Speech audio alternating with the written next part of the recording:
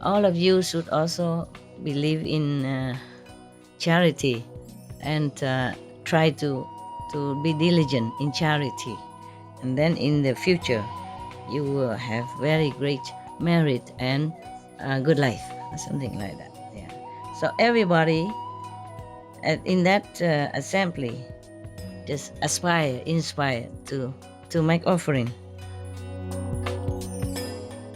Please continue watching to find out more. Supreme Master Ching Hai's lectures are not a complete meditation instruction. Please do not try alone. For free of charge guidance, please visit godsdirectcontact.org or contact any of our centres near you.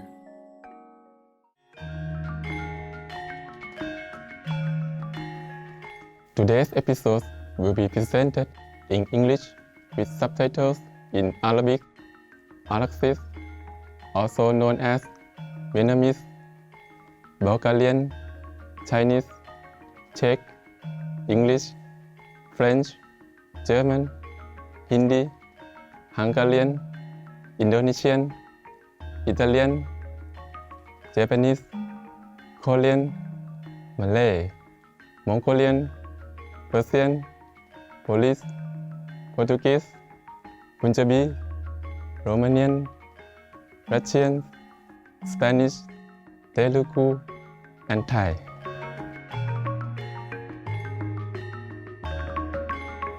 ขอต้อนรับด้วยความยินดีครับท่านผู้ชมที่มีเสน่ห์ผมชื่อฐานานุวัฒน์จากสงขลาในประเทศไทยที่เป็นมิตร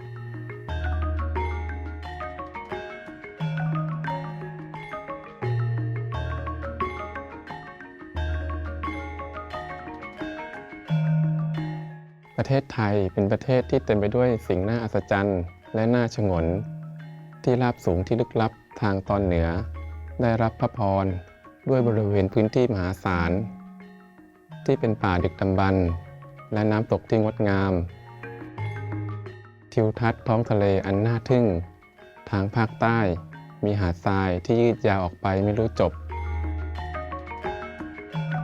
ท่ามกลางหมู่เกาะหลายร้อยเกาะภูเก็ตและพัทยาเป็นที่นิยมในวันหยุดพักผ่อนของครอบครัวและแน่นอนกรุงเทพมหานครที่ไม่เคยหลับและมีชีวิตชีวาเต็มไปด้วยสิ่งที่น่าตื่นเต้น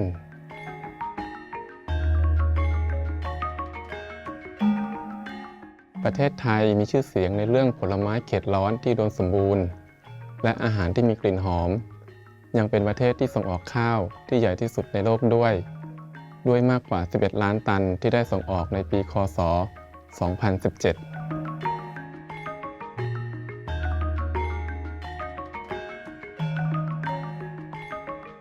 ในฐานะที่เป็นประเทศพุทธปูชนียสถานและวัดนับไม่ถ้วนปกป้องและให้ความสงบสุขแก่ชาวไทยที่มีมิตรไมตรีและโอบอ้อมอารี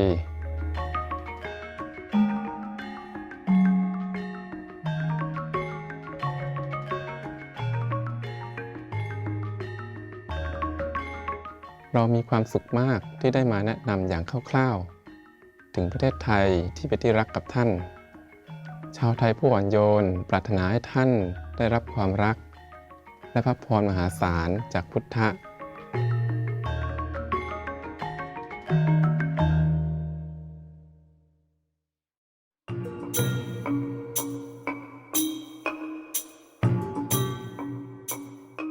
กว่า3 ทศวรรษท่านอนุอาจารย์ชิงไห่ได้ทำให้โลกของเราสว่างไสวด้วยคำสอนจากสวรรค์ของท่านอาจารย์ผู้รู้แจ้งอย่างสมบูรณ์ท่านถ่ายทอดการทำสมาธิวิถีกวนอิมสู่กลุ่มคนที่ปรารถนาที่จะค้นพบธรรมชาติของพระเจ้าภายในทันทีและเพื่อบรรลุหลุดพ้นจากสังสารวัฏชั่วนิรันดร์ในชาติเดียววิถีกวนอิมเป็นที่ปฏิบัติกันโดยศาสดาผู้รู้แจ้งทุกพระองค์เช่นพระพุทธเจ้าพระเยซูคริสต์ศาสดามูฮัมหมัดขอสันติสุขจงมีแด่ท่านและกุรุนานักท่านเน้นย้ำว่าถ้าเราจดจำพระเจ้าอยู่เสมอรับใช้ผู้อื่นอย่างไร้ตัวตน และทำตามกฎจักรวาลเราจะเข้าถึงศักยภาพสูงสุดของมนุษย์และจะเข้าใจจุดมุ่งหมายของเราบนโลกอย่างแท้จริงท่านอนุอาจารย์ชิงไห่เป็นตัวอย่างพิเศษที่ยังคงอยู่ของความเมตตาท่านส่งความช่วยเหลือด้านวัตถุและการเงินและความรักอยู่เสมอให้กับผู้ลี้ภัยผู้ไร้บ้านเหยื่อภัยพิบัติธรรมชาติและงานบรรเทาทุกข์อื่นๆที่จำเป็น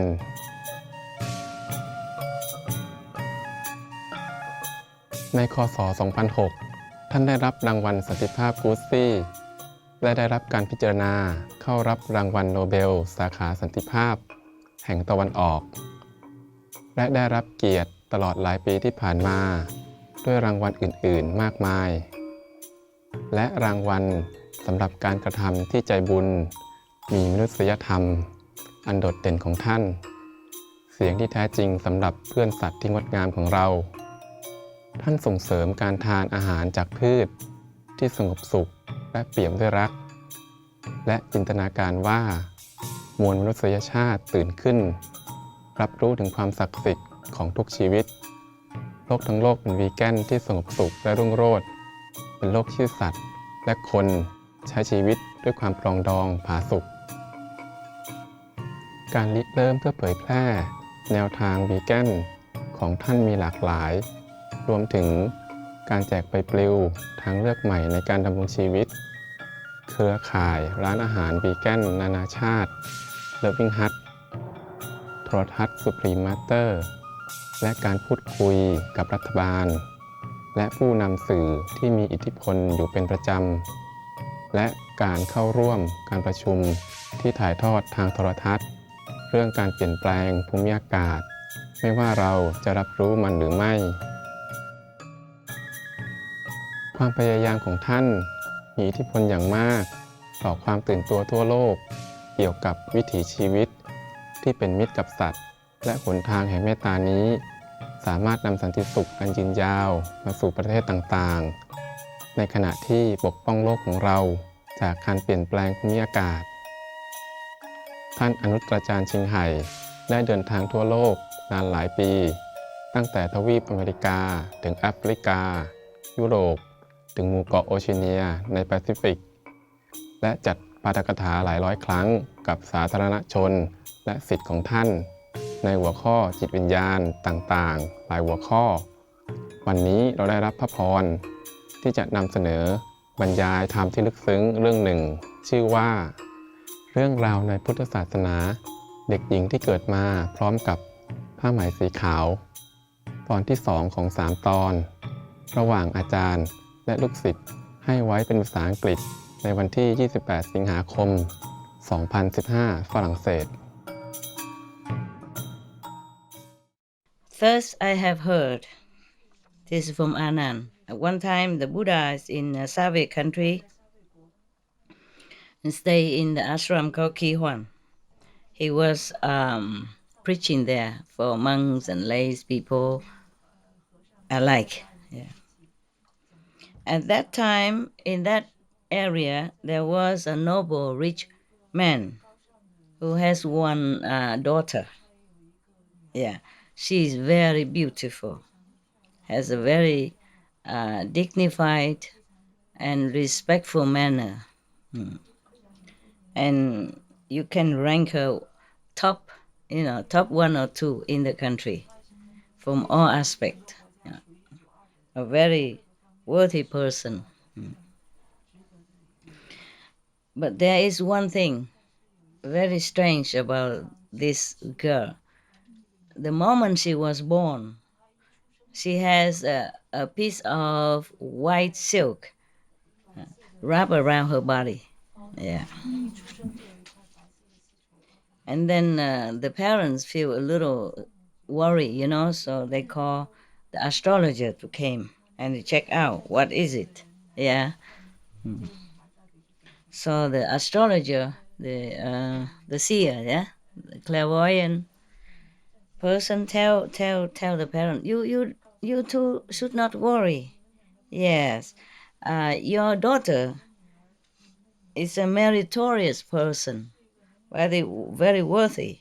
Yes, I will call her Tukli. Yeah, something like yes. Then this girl named Tukli, as she grow up, the piece of silk also grow with her. Yeah, she is not only beautiful, she come from a very rich and noble family. Yes, so many gentlemen, young boys came and asked for her hands of marriage, but she didn't want anybody up to date. No, yeah.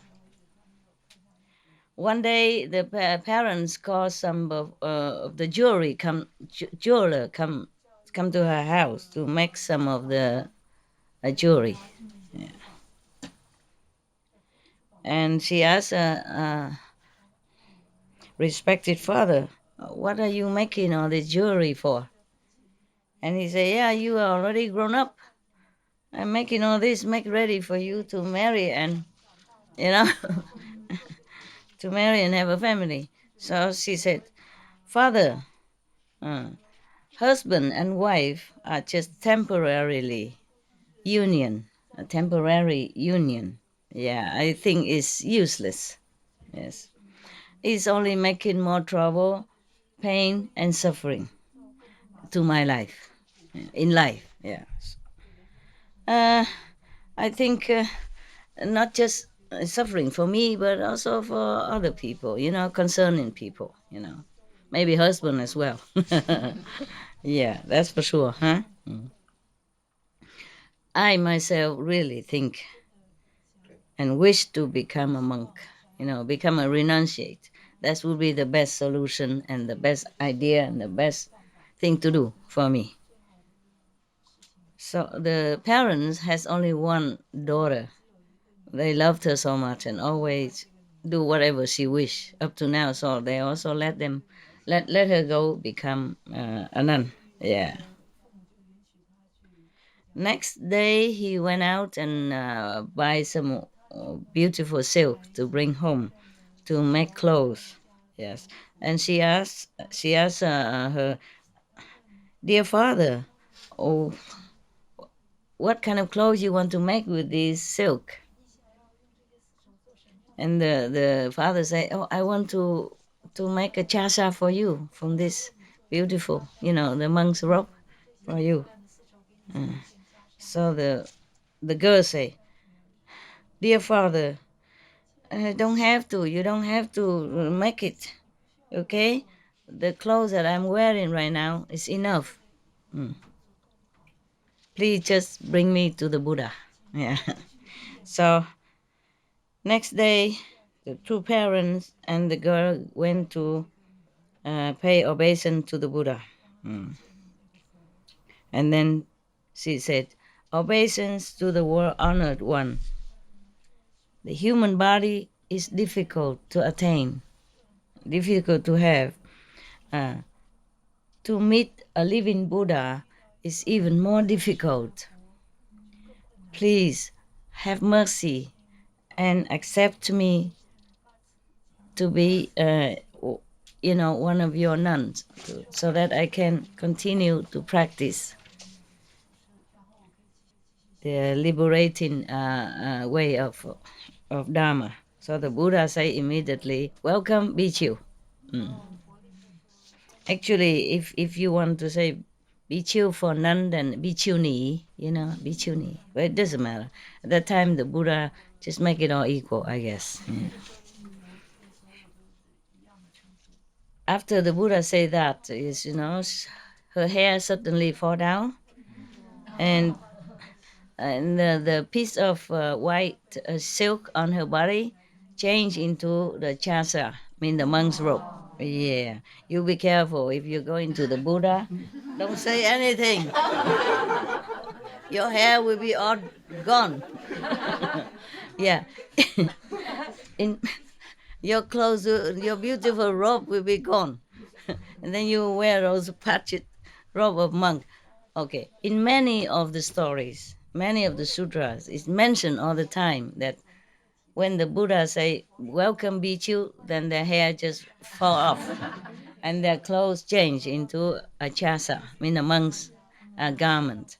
But sometimes they say that he asked somebody else to go and shave this and that person's hair, and also give him clothes. So I don't know which one to believe.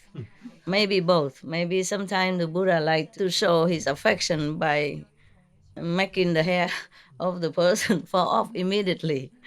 Maybe sometimes he too busy to do that. So he asked one of his monks to go and shave the head. I wonder why Buddha bother if he can do that. Everybody come just a head, hair, hair off, hair off. It's simple. Yeah. And then after that, the Buddha asked the I doubt Bhikkshuni to take care of her and teach her how to become a nun. And she was very, very diligent in her practice. Not very long after, she attained Arhat, just like all the monks before. So quick. My God, I wish I see the Buddha now so I can give him all of my disciples and say, Buddha, make their hair come off. And use magic to make a chasa for them, then they will not thinking of anything else. Yeah. Because when the Buddha say, if the Buddha say welcome and the hair come off, mean it won't grow back again. So there's no second chance for you to come back home and Sissy said something, think of anything else.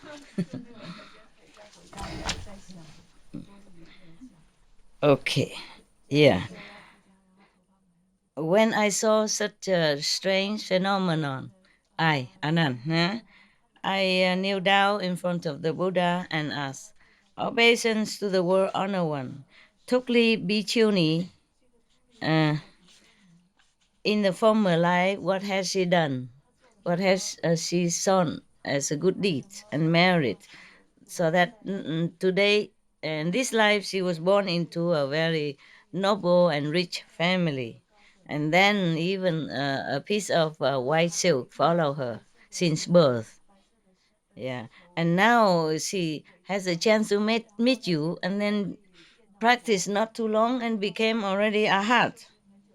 Could you please tell us, the assembly? And the Buddha say, Anand, listen very well. I will tell you. So the Anand say, yes, Buddha, we are listening. Yes. And then Buddha say, Anand, long past life, long time ago. Yeah, there was a Buddha coming to this world named Tibati. We heard this Buddha name all the time. Must be very. He lived very long. This Buddha, at that time, I guess no pollution, all the food are organic, Yeah, they don't have insecticides, pesticide like nowadays, and the street is not full of exhaust fume from the cars, nothing in the air from the airplane, no atom bomb testing, no bombing, no all kind of these explosive, and no pollution of any kind. Water clean, air clean, yeah, sky clean, street clean, food clean. Yeah, water and food is all good. I guess therefore the Buddha at that time, long time ago, before the Buddha's time, he lived very long. Often every day, the Buddha Tibati and all his monks, going around to preach the true Dharma for the people in different places. The king, wherever the Buddhas and his disciples went, the king and the court officials and the citizens, everybody line up the street and make offerings. And they also organize many different gatherings so that the Buddha can come and make a sermon and preach to everyone. Yes. At that time, one of his disciple, one of the Tibeti Buddhas, a monk, yeah, a bhikkhu. He was a very compassionate monk. Yes, he would like to spread all the blessing and merit to any corner of the world he can. So he go around traveling everywhere and preaching. Yes, and wherever he go, of course he go and take arm also. So like that, he can have more affinity with people and have chance to preach the Buddha's Dharma to each and every one that he can, that he meet. At that time, there was a lady. She is very very poor. Yeah, two of them, husband and wife, has only one piece of rag to cover their body. Yeah. So if the husband went out to bake, then the wife has to stay at home without any clothes on. Yeah. And then sitting inside one of the dry grass heap that people put somewhere to hide herself. Yeah. And if the wife take turn to go out begging for food, then the husband stay home like that, all naked inside the heap of grass. They don't even have house. I think. This Bichu, he passed by there and then he saw her. She was probably begging on the street. So he passed by and he saw her and he said to her, "Lady, you should know that to have a human life, human body is extremely difficult. Yes, and to see a living Buddha in this life is even more extremely difficult. Nowadays, the Buddha is in our world, and he's preaching everywhere. You should go there, listen to the Buddha sermon. It will be limitless merit for you now and in the future.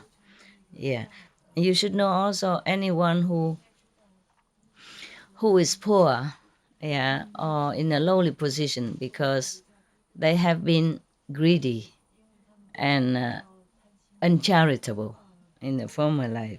Anyone who often give charity or who can give something to charity, they will be in a noble and rich position. Yes, in many lifetimes. So the woman, after her, the Bichu monk say that, she will say, "Oh, obeisance to reverence. I'm so happy to have been able to hear your teaching. Yes, please stay here. Wait for me." Yeah. And then she went inside and tell to her husband. Oh, she went in the house, probably just a little thatch hut or something, with a heap of grass inside to cover whenever they don't have clothes. So he say, "Honey, you know, oh, darling, outside there is a monk who have advised us to come and to pay obeisance to the Buddha, and also advised us to do some charity work. Yeah, because in the former life we didn't do it. That's why in this lifetime we became poor. Yeah. So, and our life is suffering so much. Yeah. No matter what, we have to find a way to do some offering, to do some charity or offering, so that we can sow some good seeds for the future at least. Yeah. Otherwise, this life is already so suffering. If we don't do anything for the future, then future life will be worse. Yeah. How can it be any worse than have no clothes, only one piece of cloth? Yeah. Okay. So the husband say, "Look, what do we have to offer? Hmm? Today we have some food to eat if people give to us. Tomorrow we sometimes we don't have, and the next day we don't even know if we have any meal to eat. What can we offer to anybody or do charity?" Okay, so the wife say, "Dear husband, huh? in the former life we have been greedy and stingy. That's why we didn't uh, give anything to anyone. That's why in this lifetime we became so poor and so suffer. If this lifetime we don't do anything, we don't give anything to charity, then in the future, what can we rely on to survive? Now you have to listen to me. I decided that we have to do charity. I must offer. Yeah. So the husband was thinking, maybe my wife has hidden some, you know, some money, some property somewhere. Yeah. So then we just say okay to make peace. Yeah. To check out what she has. Yeah. Okay, được rồi. Okay, you can make a charity. I'm very happy. Okay, all right. And then now she said, husband, darling, honey, sweetheart, I want to offer this piece of cloth. Yeah? You okay?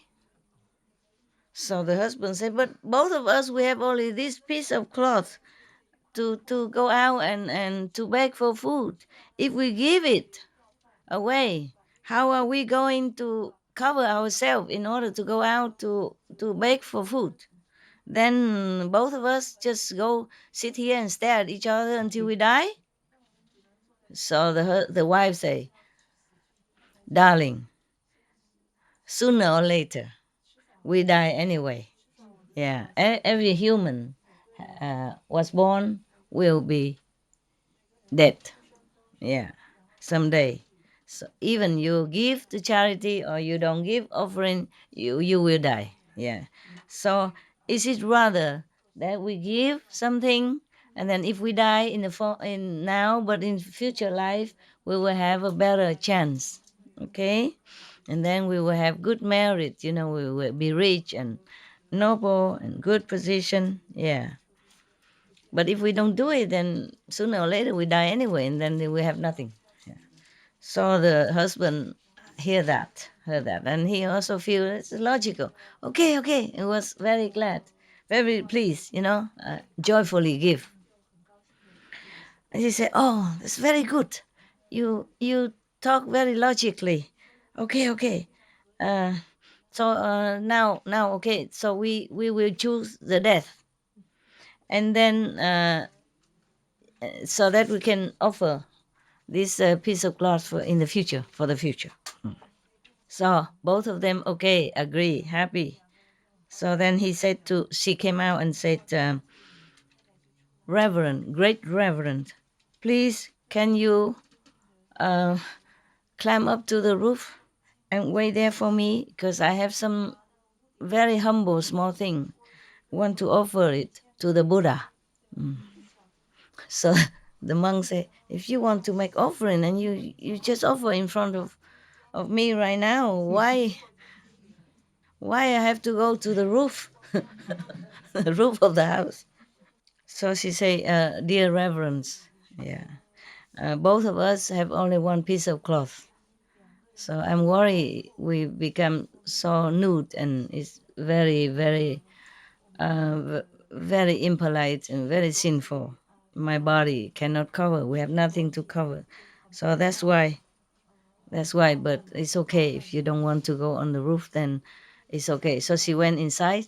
They closed the door of the house and she threw the piece of cloth outside. The Bichu saw that both husband and wife so sincere like that, so he accepted. The dirty and filthy, smelly piece of cloth. He accepted. With the generous heart, and he even blessed them. Yes. And then he brought the piece of cloth, went back to the Buddha. When he arrived in the ashram, the Buddha immediately asked him, bring that piece of cloth here for me, to me. Yes, obeisance to the world honor one.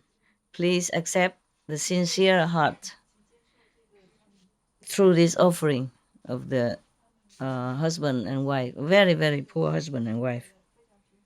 The Buddha took the piece of cloth and seemed very moved, touched.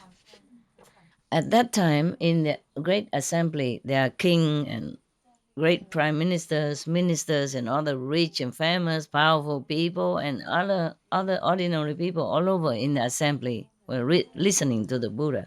So they feel strange that why the Buddha holding that piece of stinking and tattered piece of cloth, dirty and smelly and tattered like that, and why does the Buddha look pensive? Yeah, because of that. Yeah. So the Buddha knew what other people were thinking. Yes. So he said,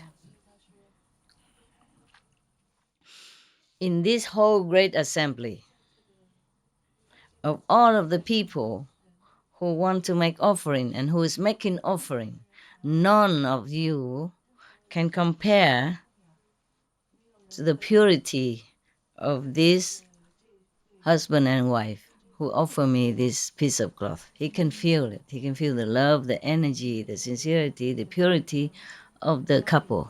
Yeah, that's why he said. Oh, after the Buddha heard the Buddha say that, everybody was feeling kind of frightened, uneasy, and the queen immediately, happily took out her royal robe. Yeah, and all the jewelry. Yeah, and the king also take out his robe, and clothes and money, whatever At that time they have, and then the king and the queen, asked his subordinate to bring all this to the couple, to give it to the the poor couple. Oh, now they have lots of money. Yeah. And then they invited her to come immediately to the Buddha's preaching area. You have anything similar? Go find the Buddha and give it, and then maybe the king or the queen of this country. We don't have any king and queen, so too bad. Yes. Because of that, the Buddha also, by the way, preaching the merit of charity. Yeah. And also the bad consequence of being greedy and stingy, for everybody. Also the sin of stealing, of taking things from people. So many people at that time inspired to do charitable deed. At this time, the Buddha remind the whole assembly and Anand. He said, Anand, you should know the wife of the poor wife at that time now is the Bichuni now, the one with the white silk, because she has such a purity, such a pure heart, a sincere, humble heart to offer this piece of cloth at that time to that Buddha. So now 91 aeons, everywhere she was born, always have this piece of silk wrap around her, natural, and clean. No need washing machine, nothing. I guess not. And always she was born in rich, powerful, famous family, and lacked nothing in her life. Yeah. At that time, she was listening to the Buddha, and she was inspired truly in her heart, want to be liberated, and to attain, to attain Buddhahood and all that. Therefore, today she met me and she can attain the Arhat level so quickly. Yes. It's not that quick, it's 91 eons. Yeah. Not 91 life, 91 eons. But it's no problem, right? Time is nothing. She always born in rich family anyway, right? No problem. Yeah. All of you should also believe in charity and try to be diligent in charity. And then in the future, you will have very great merit and good life, or something like that. Yeah. So everybody in that assembly just inspire to make offering. Yeah. And then they are bowed to the Buddha and went home. Finish the story.